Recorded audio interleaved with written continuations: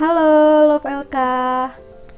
Di video kali ini, LK akan melanjutkan pembahasan mengenai plot nih, tentunya dengan spesifikasi yang lain dari penjelasan sebelumnya.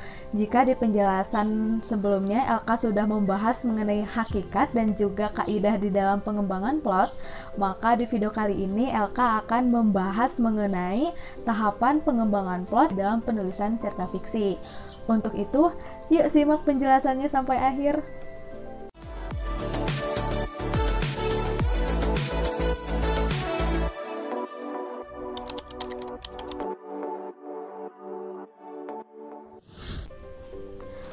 Plot sebuah cerita fiksi, tanpa terkecuali, bagaimanapun itu pasti mempunyai urutan waktu.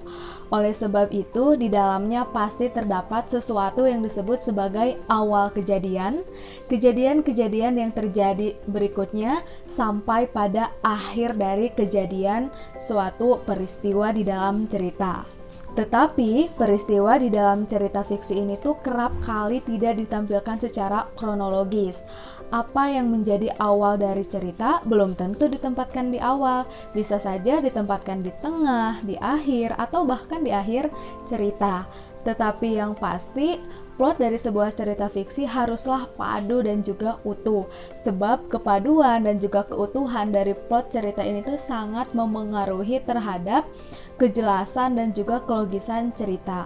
Apabila plot tidak utuh dan tidak logis, maka hanya akan menjadi cerita yang tidak karuan sama sekali. Love LK, apabila secara teoritis kronologis, plot di dalam penulisan cerita fiksi ini tuh dapat dikembangkan melalui beberapa tahapan. Yang pertama, kita kenal dengan istilah tahap awal atau tahap perkenalan.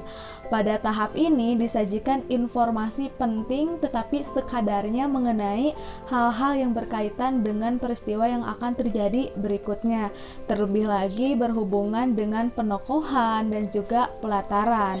Maksud dari pengenalan tokoh di awal ini adalah untuk membantu pembaca agar lebih mudah memahami isi cerita nanti begitu. Tetapi nih, dewasa ini tidak sedikit pengarang yang langsung menyajikan tokoh dan juga berbagai konflik tanpa adanya tahap pengenalan awal mengenai tokoh ini. Oleh karena itu, sejak awal cerita, pengarang sudah menyajikan konflik demi konflik secara sedikit-sedikit yang nantinya akan mencapai puncak atau klimaksnya di bagian tengah cerita begitu. Nah, yang kedua adalah tahap pertikaian atau tahap tengah. Pada tahap ini menghadirkan peningkatan eksistensi dari konflik itu sendiri. Dengan kata lain, konflik mencapai tingkat ketegangannya.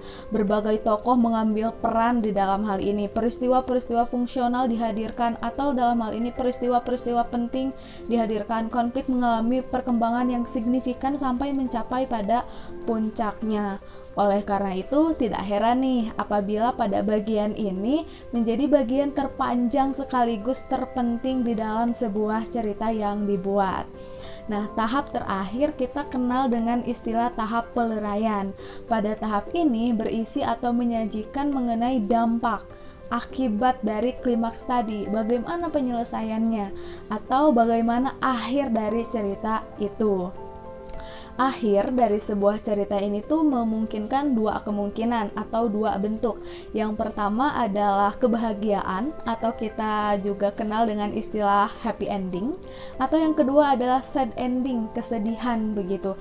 Kita bisa menyelesaikan suatu permasalahan, bisa juga membiarkan begitu saja. Dengan kata lain, membiarkan pembaca untuk menentukan ending cerita.